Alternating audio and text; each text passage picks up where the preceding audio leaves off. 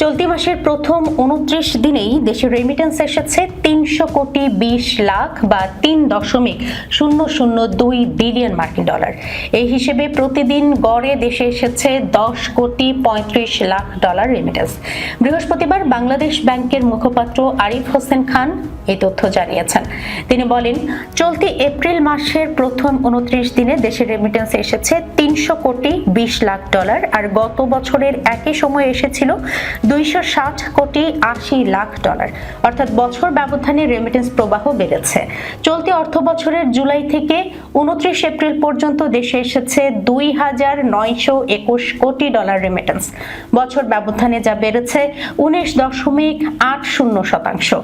এর আগে গত মার্চে দেশে এসেছে 375 কোটি 50 লাখ 50 হাজার মার্কিন ডলার রেমিটেন্স, যা দেশের ইতিহাসে যে কোনো এক মাসের সর্বোচ্চ। গত ফেব্রুয়ারি ও জানুয়ারি মাসে যথাক্রমে দেশে এসেছে 302 কোটি 7 লাখ 60 হাজার ও 317 কোটি 9 লাখ 40 হাজার মার্কিন ডলার রেমিটেন্স। গত ডিসেম্বরে দেশে রেমিটেন্স এসেছিল 322 কোটি 67 লাখ ডলার। নভেম্বরে এসেছিল 288 কোটি 95 লাখ 20 হাজার ডলার রেমিটেন্স।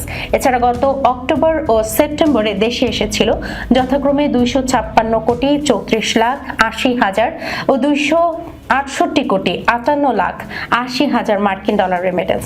আর গত আগস্ট ও জুলাইয়ে যথাক্রমে দেশে এসেছিল 242 কোটি 18 লাখ 90 হাজার ও 247 কোটি 80 লাখ ডলার রেমিটেন্স।